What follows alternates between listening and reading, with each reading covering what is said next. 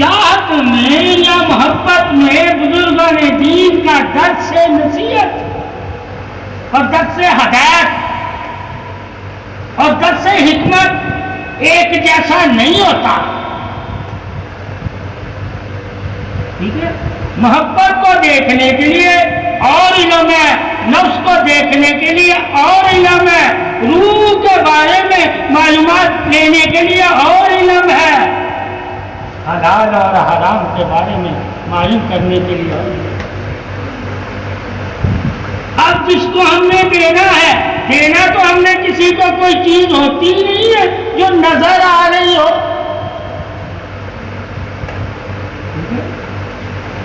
جب بزرگان دین نے سینہ ہی تو دینا ہوتا ہے اور سینے کا علم دینا ہوتا ہے.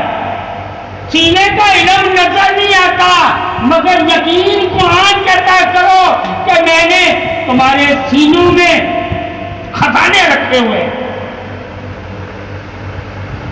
ان خزانوں کو پانے کے لیے تمہارا سینہ بھی اس سینے جیسا ہونا چاہیے جس سے تم فیض لینا چاہتے ہو.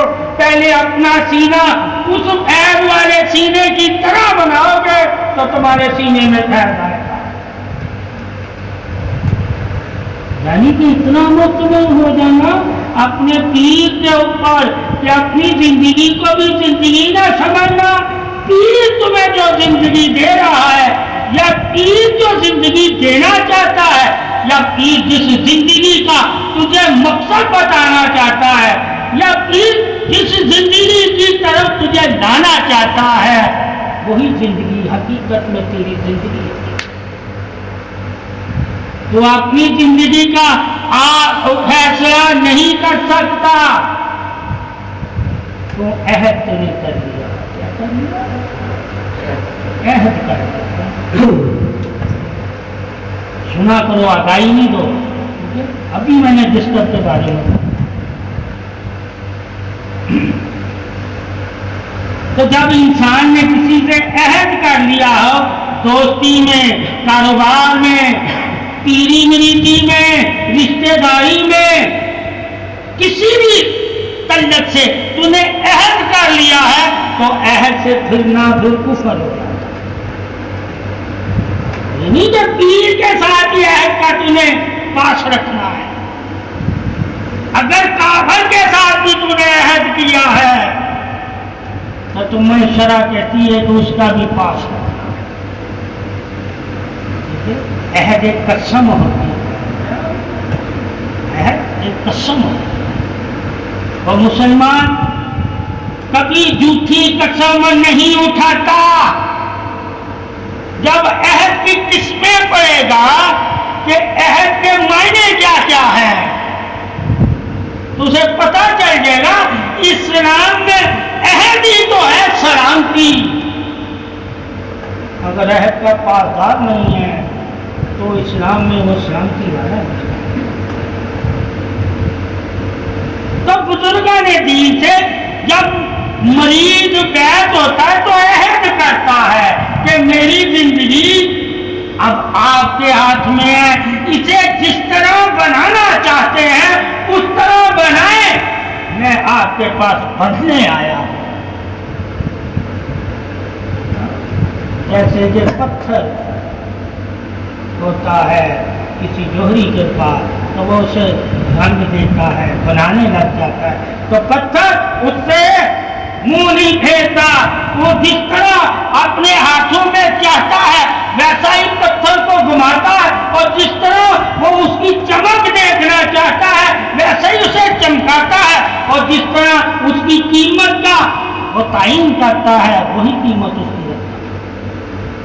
یعنی کہ پیر کے ہاتھ میں ہے تیری قیمت کتنی بڑھانا اور تجھے توڑ بھی دے. کیونکہ اس کے پینے جیسے ایک مالی کے ہاتھ میں ہے پودے کو کتنا بڑا کرنا اور کہاں کاٹ دینا اس کی مرضی ہے. شاخیں کاٹنا بھی اس کا کام.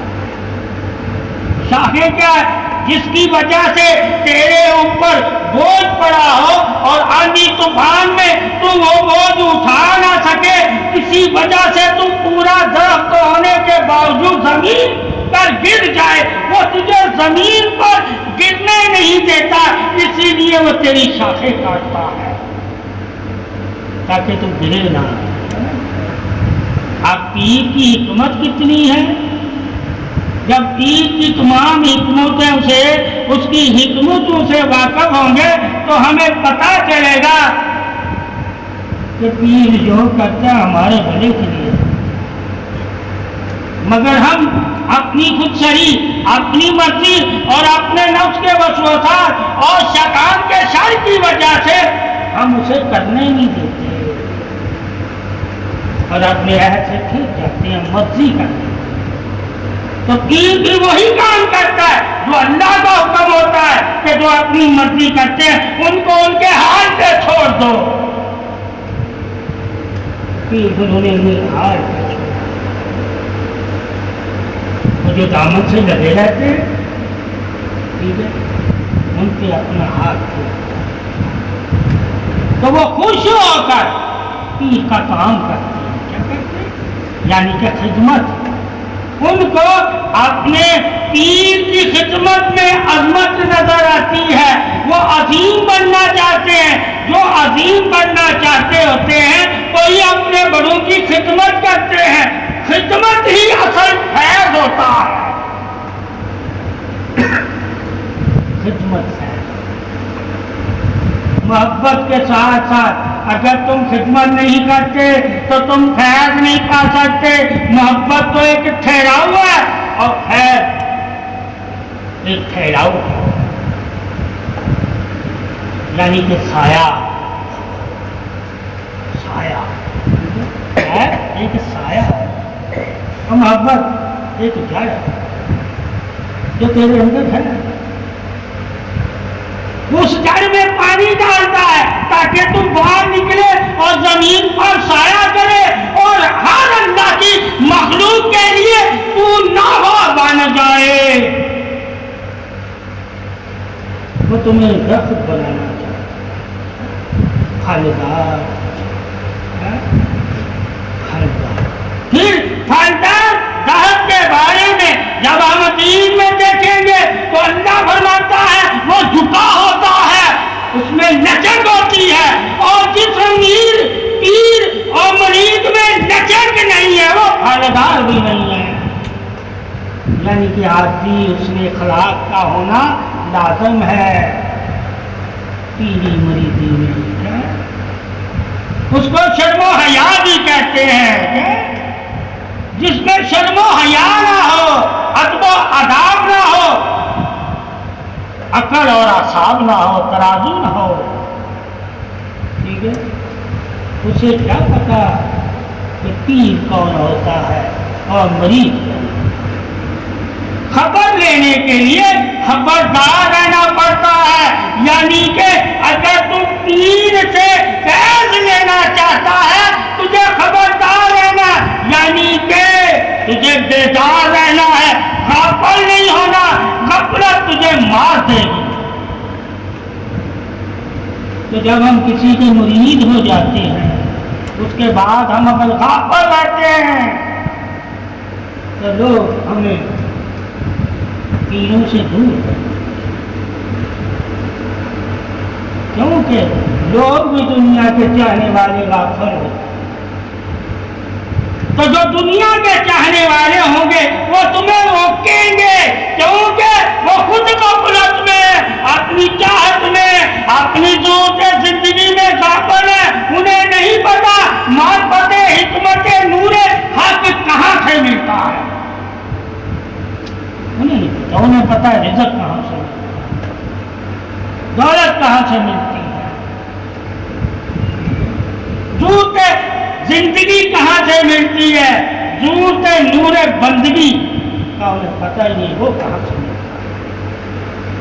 جب ضرورت نور بندگی کا پتہ ہوگا تو نور والوں کو تلاش کریں گے۔ نور اللہ کی وہ حکمت ہے جو صرف اللہ نے ان دلوں میں رکھی ہے جن کے دلوں میں عہد کی پاسداری ہوتی ہے، یعنی کہ منافق نہیں ہوتے، کیونکہ وہ منافق ہوتا ہے جو عہد کا پاسدار نہیں ہوتا۔ تو بہت سے لوگ عہد کے پاسدار نہیں. عہد کا پاسدار کیا ہے کہ تم پہ اگر ظلم بھی ہو رہا ہے تمہیں خاموشی رکھنی ہے. کیا رکھنی ہے کہ تمہیں عہد کیا ہوا ہے. اب پیر کا عہد تو ہمیں معلوم ہوگا تو ہم عہد پڑھیں گے کہ عہد کی قسمیں کتنی ہیں تو پھر ہم جانیں گے نا کہ پیر کے عہد کا کیا مقام ہے.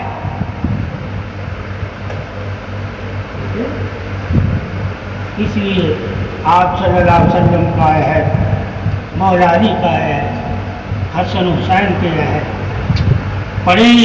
انہوں نے مشکلیں برداشت کی مگر عہد سے نہیں پھرے. جان بھی رہے ہیں ہمارے ساتھ زیادتی ہو رہی ہے،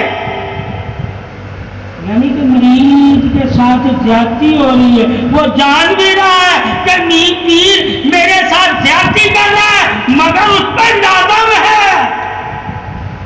تو زیادتی کو برداشت عہد کی پاسداری. جس آپ صلی اللہ علیہ وسلم نے مکہ والوں سے عہد کیا، ٹھیک ہے، حتیٰ کہ مکہ والوں نے صحابہ پہ ظلم بھی کیا مگر اس کے باوجود آپ نے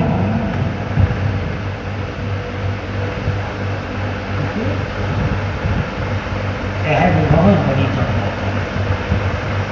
کلمہ پڑھ کے تو اگر عہد کر لیتا ہے جس سے عہد کیا ہوا ہے وہ اگر اپنے عہد سے پھر جاتا ہے مگر پھر بھی اس کے پاس لکھا ہوا ثبوت ہے تو کچھ نہیں بول سکتا.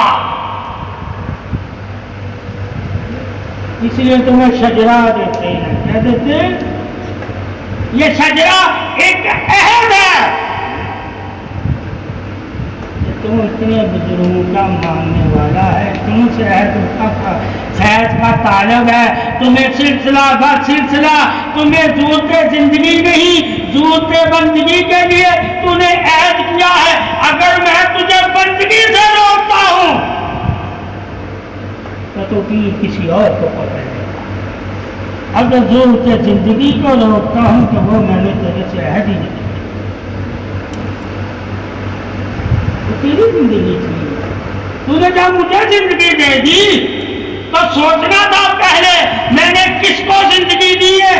اور ان لوگوں کی صوفیاء اکرام کی اولیاء اکرام کی زندگی کس طرح کی ہوتی ہے، یہ اپنی زندگی میں کس طرح کے مجاہدے، کس طرح کا ذکر، کس طرح کی پاکی، کس طرح کا گمان اور کس طرح کا سکون اور کس طرح سے کنارہ اور کس طرح سے اپنی محبت اور اپنی اتباع کی طریقے بتا رہے ہوتے. کیا میں ان اولیاء اکرام اور صوفیاء اکرام کے طریقوں کا چل سکتا ہوں؟ پہلے تجھے یہ جاننا ہوگا. جب تو یہ جانے گا اس کے بعد اگر تو کسی کا مرید ہوگا اور پھر عہد سے پھرے گا تو تو کافروں سے بھی بدتر ہوگا.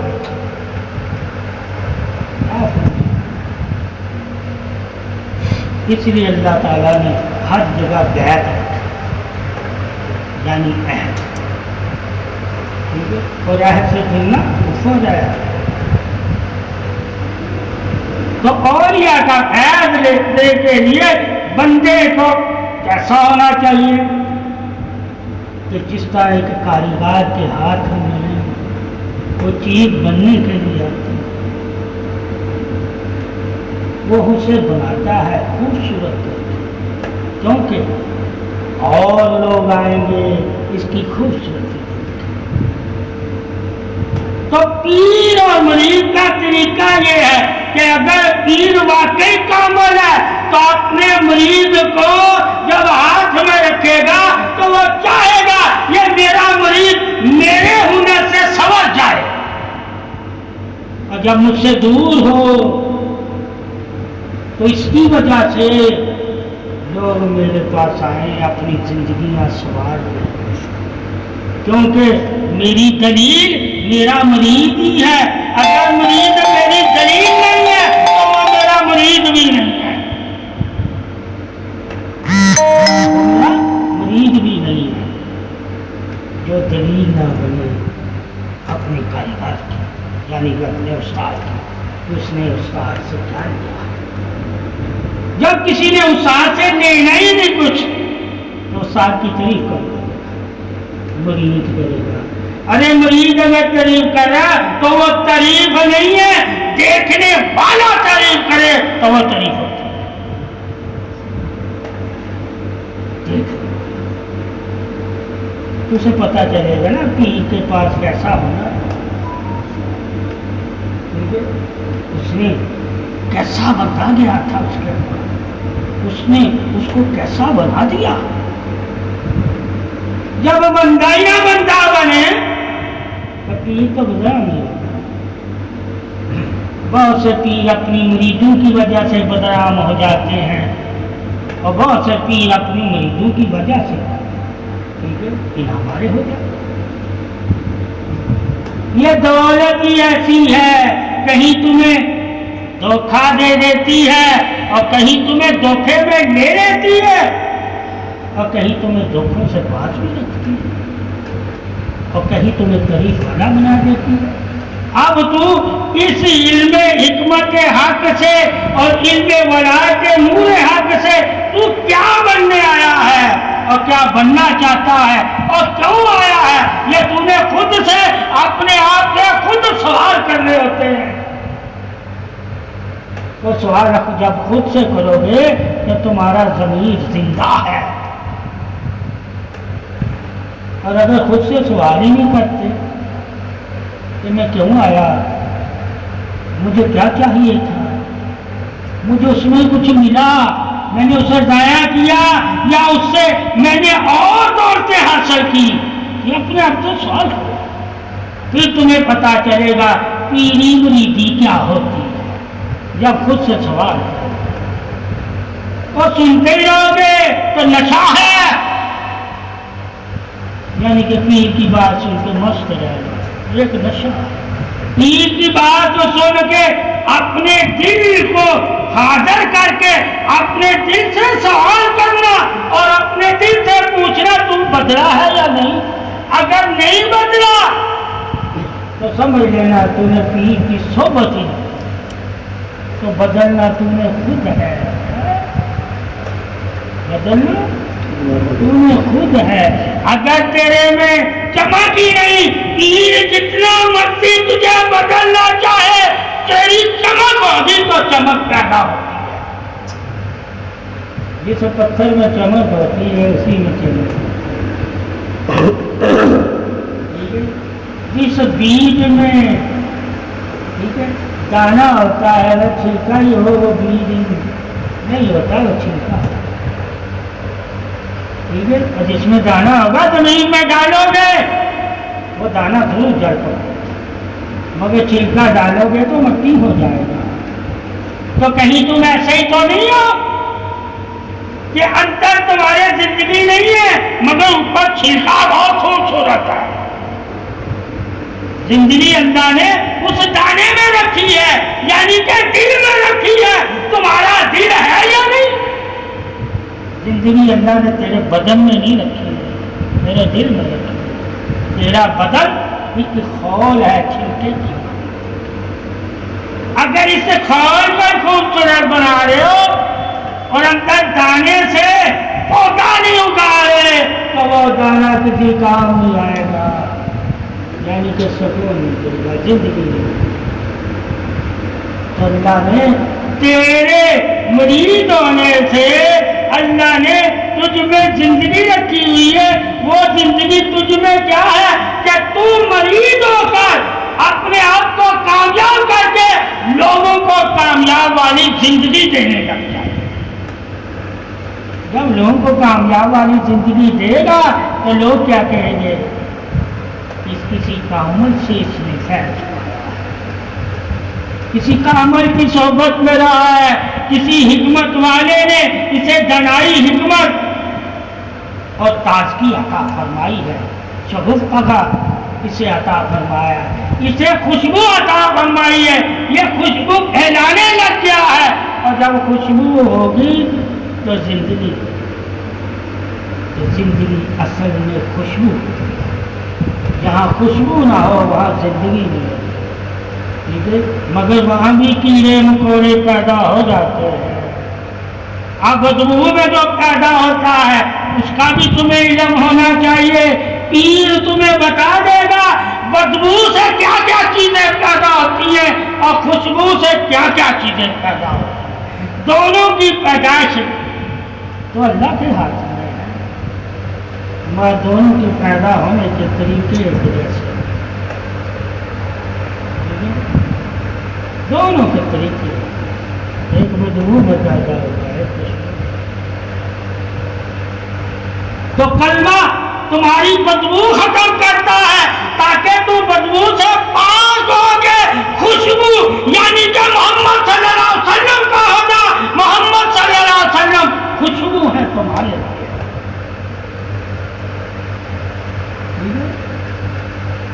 تم بدبو، لا الہ الا اللہ تمہاری بدبو کو ختم کرتا ہے اور محمد رسول اللہ تجھے خوشبو عطا فرماتا ہے، یعنی کہ زندگی بدل دیتا ہے. اللہ زندگی دیتا ہے، اللہ زندگی، اور محمد صلی اللہ علیہ وسلم اس زندگی کو سنوارتے. تو پیر کا یہی کام ہے، سنوارنا، سنگارنا، خوبصورت بنانا، طریق بارہ بنا دینا. تیری چال اور چلن سے لوگ رقص کریں، یعنی کہ فخر کریں کہ یہ واقعی اللہ والا ہے. چال سے تو اپنی چال سے پہچانا جائے گا. جب تجھے کوئی کامل پیر ملے گا تو تیری چال اللہ والوں جیسی چال ہو جائے گی. اور قرآن میں اللہ نے اپنے دوستوں کی چال کے بارے میں جو ارشاد فرمایا کہ وہ زمین پر کیسے چلتے ہیں، تو ویسا چلنے والا ہو جائے گا. یعنی کہ آجزی سے چلتے ہیں، زمین کے زور زور سے پاؤں مارتے ہیں، نیچے نگاہ رکھ کے چلتے ہیں، دائیں بائیں مڑ کے نہیں دیکھتے. تو تیرا دیکھنا بھی بدل جائے گا، تیرا چلنا بھی بدل جائے گا. ٹھیک ہے، تیرا سوچنا، تیرا تصور کرنا، تیرا یقین کرنا، تیری نیت کرنا، تیرا مراقبہ کرنا، تیری عبادت کرنا، تیرا اللہ کو واحد مان کر اس کی تعریف کرنا بھی تیرا بدل جائے گا. تو صفتوں کی تعریف صفتوں کی حد تک کرے گا، وحدت کی تعریف وحدت کے حساب سے کرے گا، رسالت کی تعریف رسالت کے حساب سے کرے گا، ولایت اور مومن اور صحابہ کی تعریف ان کے حساب سے کرے گا، اور آل پاک کی تعریف محمد صلی اللہ علیہ وسلم کے گھرانے کے حساب سے. تجھے وہ سب پیر بتائے گا کہ سب تعریف میں ایک جیسے نہیں ہیں مگر سب تعریف والے کے ہیں، یعنی کہ اللہ کے اس کے رسول مگر سب تعریف میں ایک جیسے. یہ فرق بتانا بھی، پتھر تو ایک ہی تھا، ایک سے ہی پیدا ہوا دوسرا پتھر، مگر کسی کو وزن میں کم رکھا گیا، کسی کو زیادہ رکھا گیا، تو فرق تو جانیں گے نا. اگر ہم کہیں نہیں ہوئے ہم ساری آدم کی اولاد ہی ہیں، تو پتھر بھی وہ پتھر ہی ہیں، سارے پتھر کی اولاد ہی ہیں، مگر ان کے بدن ایک جیسے نہ رہتے. کچھ گھروں کے کام آیا، کچھ راستوں کے کام آیا، کچھ قبروں پہ نشانی رکھنے کے کام آیا، ٹھیک ہے، کچھ ہار زیورات بنانے کے کام آیا، کچھ تاج اور تحت کی سجاوٹ کے پتھر کام آیا، اور کچھ نغمہ نگینے کے کام آیا، اور کچھ ہار کے کام آیا. اب پتھر تو ہے مگر پتھر کی قسمیں بھی ایک جیسی نہیں ہیں، اور پتھر کو مقام بھی ایک جیسا نہیں ہے. اسی طرح انسانوں کو بھی ایک جیسا مقام نہیں ہے، مگر قسم ایک ہی ہے. جس طرح پتھر کی قسم ایک ہی مگر بناوٹ ایک جیسی نہیں، چمک ایک جیسی نہیں، ٹھیک ہے، پیدائش سے تعلق ایک جیسا نہیں ہے. کسی کا زمین کے ساتھ پیدائش کا تعلق ہے، کسی کے ساتھ پانی کے ساتھ پیدائش کا تعلق ہے، کسی کے ساتھ لاوا لگا ہوا ہے آگ کے ساتھ ہے، اور کسی کے ساتھ پتھر ہے پہاڑی اور درخت کے ساتھ ہے، اور کوئی سیپ کے ساتھ ہے، موتی بن گیا. پانی سے ہی تمام چیزیں جنم لیتی ہیں. پتھر بھی پانی سے ہی بنا، درخت بھی پانی سے ہی بنا، ہر چیز میں پانی کا ہونا ہے، کیونکہ پانی انسان کو نرم رکھتا ہے. اور اللہ کی طرف سے پانی کیا ہے؟ اللہ کہتا میری رحمت تمہارے لیے پانی. رحمت کیا ہے؟ کہ تمہیں نرم رکھے گی. جس پہ اللہ کی رحمت ہوگی اس کا دل نرم ہوگا، اور جس کا دل نرم ہوگا وہی تو دل اللہ کا گھر ہوگا. اور جس کے دل کو اللہ اپنا گھر کہے گا اسی کا دل دکھانا کفر ہوگا. اس لیے وہ کہتے ہیں اللہ والوں کا دل نہ دکھایا کرو، کیونکہ ان کے دل میں خدا ہوتا ہے. کیسے ہوتا ہے؟ وہ خدا کو یاد رکھتے ہیں، غافل نہیں ہوتے. جو اللہ سے غافل نہ ہو وہی تو دل بیدار نور حق ہے، اور جو دل بیدار نور حق ہے وہی تو سلامتی والا دل ہے. اللہ پھر اس دل کو اپنا گھر کہہ کے سلامتی والا بنا دیتا ہے. وہ پھر سب اللہ کی مخلوق کے لیے سلامتی یعنی کہ دعائیں مانگنے والا بن جاتا ہے. اللہ اسے دعا کی توفیق دے دیتا ہے. دعا اللہ کا کیا ہے؟ انعام. وہ لوگوں کو دعا کے ذریعے انعام دیتا ہے. یعنی کہ اللہ کے خزانوں سے اگر تو نے کچھ حاصل کرنا ہے تو دعا لیا کرو. اللہ دعا کی وجہ سے اپنے خزانوں سے تمہیں دے دیتا ہے. پھر تمہارا یقین ہو جاتا ہے کہ اولیاء اللہ کے پاس خزانے ہوتے ہیں رب کے، حتیٰ کہ اس رب کے خزانوں کی عطا ان کے پاس، یعنی کہ ان کی خزانوں کی کیا ہوتی ہے؟ دعا ہوتی ہے، جس سے وہ دروازہ کھول دیتا ہے اللہ. تو اللہ نے مومن ولی صالحین انبیاء کو جو اپنے خزانوں کی کنجیاں عطا فرمائی وہ دعا عطا فرمائی.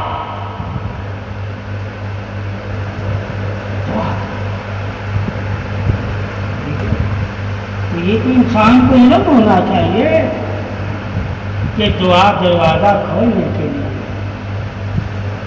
ٹھیک ہے، اللہ پھر اپنی بخشش، اپنی عطا، اپنا کرم، اپنا رزق، اپنی شان عظمت سب ظاہر کر دیتا ہے بندے کے یقین پر. اور بندے پر جب اپنی رحمت کا دروازہ کھولتا ہے تو وہ بانٹنے والا ہو جاتا ہے. یعنی کہ رحم کرنا ہی بانٹنے کی دلیل ہے. جس کے دل میں رحم نہ ہو وہ کبھی بھی کسی کو نہیں. تو ولایت دینے کے لیے ہوتی ہے، یعنی کہ اللہ کی دوستی. اللہ کی دوستی ہی رحم ہے، اور اللہ کے دوستی رحم کی دلیل ہوتے ہیں، عطا بخشش رضا کی دلیل ہوتے ہیں. مگر یقین اللہ ہوتا ہے، دلیل اللہ والے ہوتے ہیں. کہ تمہیں دلیل بھی قدر کی ان کے پاس ہی نظر آئے گی جن کو اللہ نے قدر عطا کی ہوگی. اور جن کو اللہ نے قدر عطا کی ہوگی اللہ کہتا ہے اگر میری قدر والوں کی تو قدر نہیں کرتا تو تم مشرک کافر کی قدر بے نصیب. تو اللہ نے جو علم عطا کیا اللہ نے وہ قدر کی اہمیت کے لیے اور قدر کی حفاظت کے لیے عطا کیا. اگر تم اللہ والوں سے علم لیتے ہو تو ان کی قدر کی حفاظت کرو، ان کی عزت کی حفاظت کرو. ٹھیک ہے، ان کے جان و مال کی حفاظت کرو. تو حفاظت کرنا بھی مرید کے ذمے میں آتا ہے. اور یہ نہیں کہ مرید کے ذمہ آتا ہے، ہر انسان کو یہی کام ہے، ایک دوسرے کی عزت کی حفاظت کیا۔ تو مرید ہو کے اگر کرتا ہے تو کیا کر رہا ہے؟ اللہ تو کہتا ہے یہ تو عام لوگ نہیں، ان کو میں نے کہا ہوا ہے، تو خاص ہے۔ خاص اگر عام کام کر کے بھی کہتا ہے تو یار یہ کام نہیں کرنا چاہیے، حتیٰ کہ یہ تو عام لوگوں کو بھی حکم ہے کہ خدمت کیا جائے، انسانیت کے ساتھ سے بھی، حیوانیت کے ساتھ سے بھی۔ اب جس مخلوق کے حساب سے تو دین میں پڑے گا، اللہ کہے گا جائز ہے اس کو پانی پلانا، اس کو کھانا کھلانا، اس کو سائے میں بٹھانا، اس کو عزت دینا، اور اس کے نفس کے مطابق، ٹھیک ہے، اس کو دوستی محبت ثابت ہوا۔ محبت بھی ہم سب ایک جیسی نہیں دے سکتے، تو نفس جتنی محبت کا قائل ہو، حق رکھتا ہو، اسے اتنی ہی محبت ہو۔